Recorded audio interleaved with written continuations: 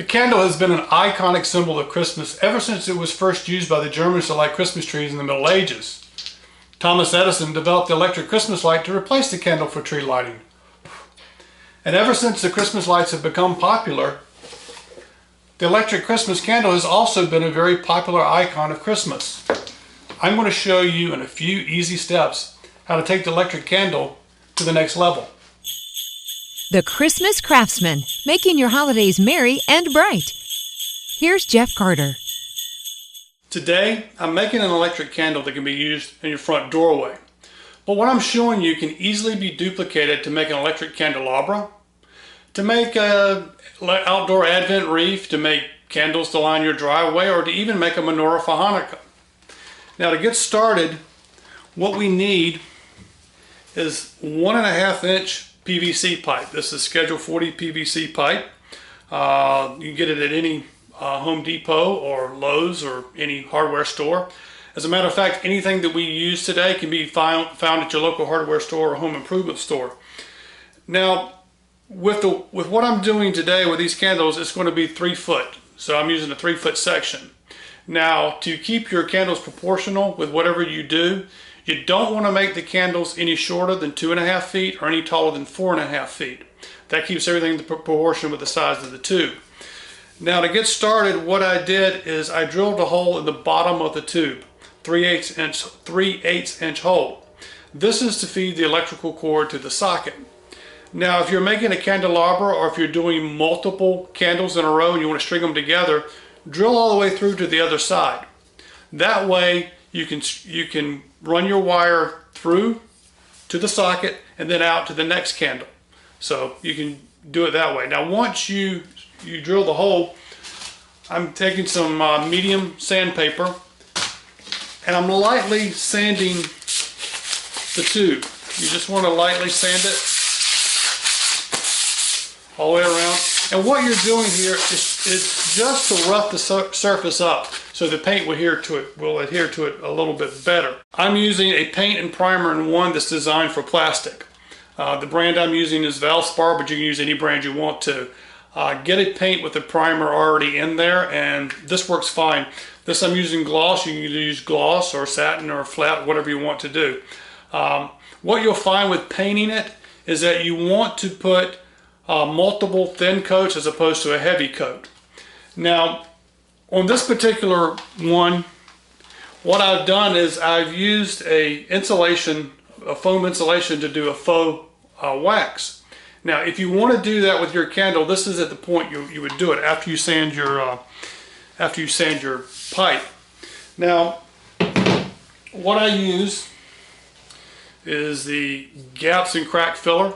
It's what happens is that you'll spray it in and it expands, and when it expands it gives it a nice effect, as you can see. Now in order to do this, wear your goggles, wear your gloves. You vary different sizes. You go all the way around.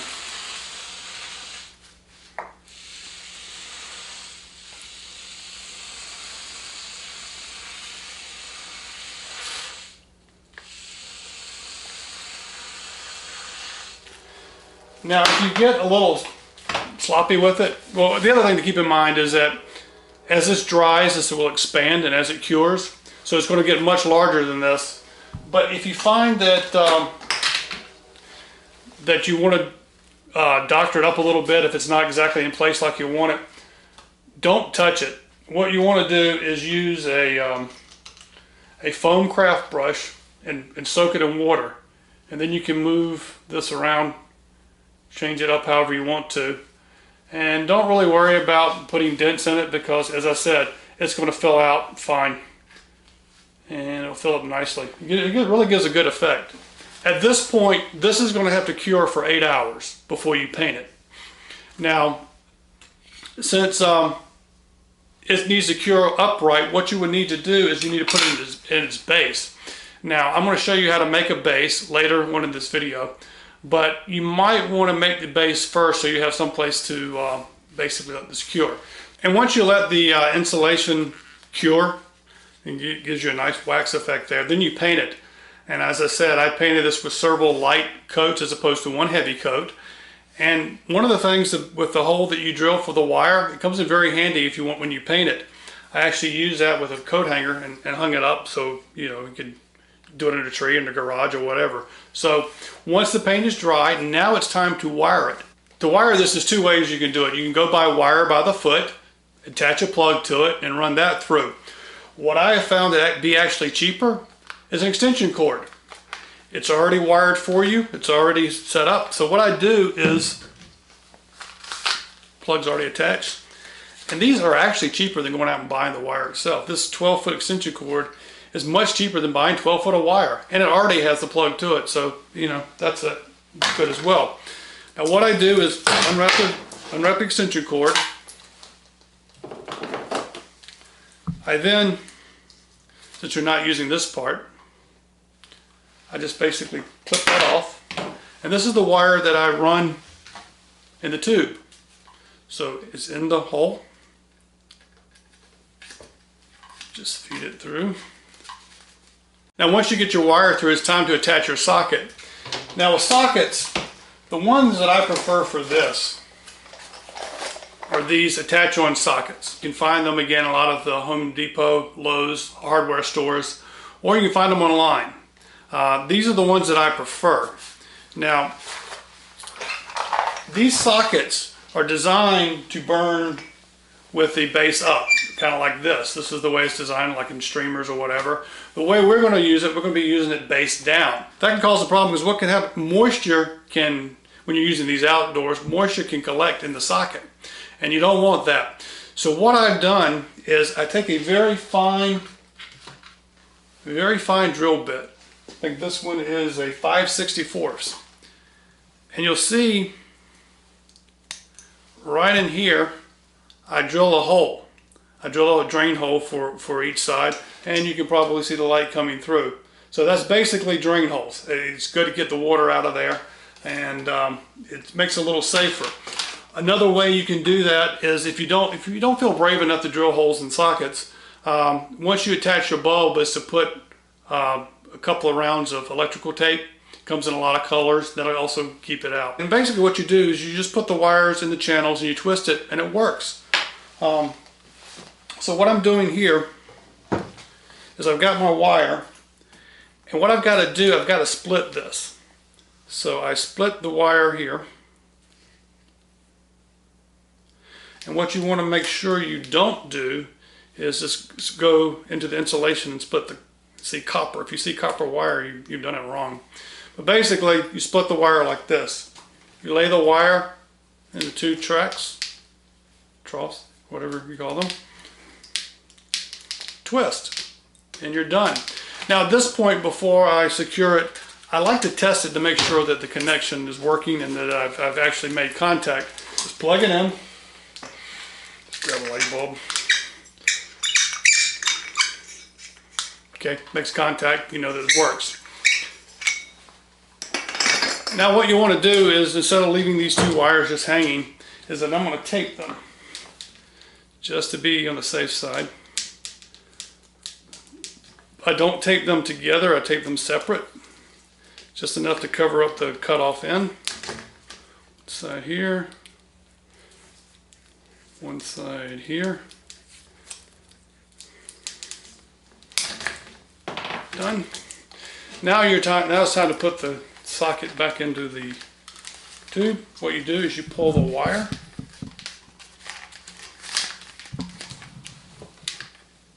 The bottom. Pop it in. And you're done. Now it's time to attach it to the base. Now, if you're unable to find one of these attach-on sockets, the ones that I do prefer, the pigtail socket can also work as well. Now, again, the pigtail socket is also designed to work base up, not base down. Again, we'll be using it base down. Now, what you want to do, since this is not really a socket where you can drill holes in the bottom like you could the other for drainage, what we do is once you attach your bulb, screw your bulb in, you're going to take electric tape, like I told you last time. Just take some electrical tape and wrap it around the base. Just do a couple of, the bulb will be fine. It won't be too hot for the bulb, and it will seal it up nicely and keep moisture out. You want to keep moisture out of these because what will happen is if it gets too much moisture, it'll begin to corrode the bulb, or excuse me, corrode the socket. Now the base I'm using for these candles, I'm using a pressure treated 2x8, 1 foot length. I got 1 foot for both of these. So this is perfect for one candle. Now what attaches the candle to the base, and this is very key, are these 1.5 inch pipe caps. These you can get these again wherever you get your PVC pipe. The pipe caps, they slide right on. What I do is I find the center point of the board, basically draw an X, find a center point, drill a pilot hole. Drill a hole in the bottom of this, in the bottom of the cap. Then what I do is I have a wood screw, fender washer, take a wood screw, fender washer,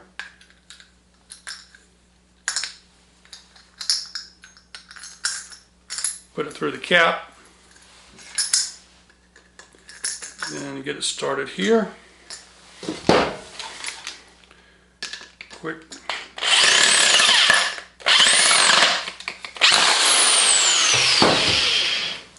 And you've got a nice tight base. Now, I'm using this on a porch where it's flat and you know it's good, sheltered. But if you wanted to attach your candles outside, like on the ground, you can also adapt the cap to do a spike. And what I've done is I've taken the cap again, drilled a hole in it, found a 4.5, 5 inch hex bolt. You want to put a washer, drop it into the cap, put a washer on the bottom, and then tie it off with a nut. Basically you've got here and here. Once you tighten that up, then what you do is you just put this in the ground and you bury it in the ground and you got it. And this works also if you're doing like a outside advent wreath where you want to do it outside and you don't want to use a board, you can just go boom, right in the earth. That's all you got to do. So this is one way to secure it. Also, if you're lining your driveway with candles, this works best too. Now that you got your base secured, all you need to do is insert your candle. You got it. Now once you build your candle, you got an option of a lot of bulbs you can use. There are a lot of standard base bulbs you can find, and again, in many home improvement stores and hardware stores. You want to get a standard base bulb, of course, because that's the size of your socket. There's several flame type bulbs. You've got an iridescent flame, you've got soft white, you got more of a crystal flame, and you've also got the amber color. My best choice, I like the iridescent. I think they give you the best effect. Now, when looking at wattage, some of these bulbs go as high as 60 watts. You don't want to go that high in this application. Probably the highest you want to go is 40 watts. I actually prefer 25 watts, so it's not too glaring. But again, you have a wide variety of choices of bulbs to use in this.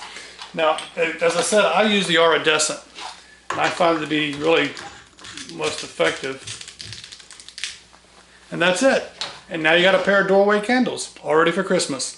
Now once you've completed them, there are many ways you can basically decorate the base. Now here, this is, as I said, is a very basic base. It does its job. It holds the candle up. Now with this one, I'm going to leave it like this because I'm going to cover it with greenery in the final application. The other thing you could also do if you want to kind of create like a candle holder, get a tin bucket. Drill a hole in the bottom, and between the cap and the base, stick it in here. So basically you'll have a candle sitting in a bucket. That gives you the effect. Also remember, if you're going to do that, drill a hole in this, because if it catches water, it'll allow the water to drain out. But this is one way you can do this. The other thing is, I was talking about making, once you made these candles, you could do a candelabra. For example, if you wanted to do an outdoor version of this, like say a 3-candle candelabra. One thing you want to keep in mind, to keep it proportional, you want to keep the candles 16 inches apart on your base. Now what I do for a candelabra is I use a pressure treated 2x6 or 2x8 board. I attach them like I did with these, and just attach them at 16-inch centers.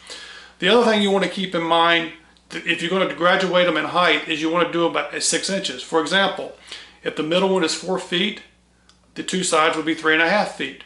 What you're looking at is a 6-inch graduation at a 16-inch spacing, and that'll give it a proportion and make it look nice. This has been an Odie Snout production.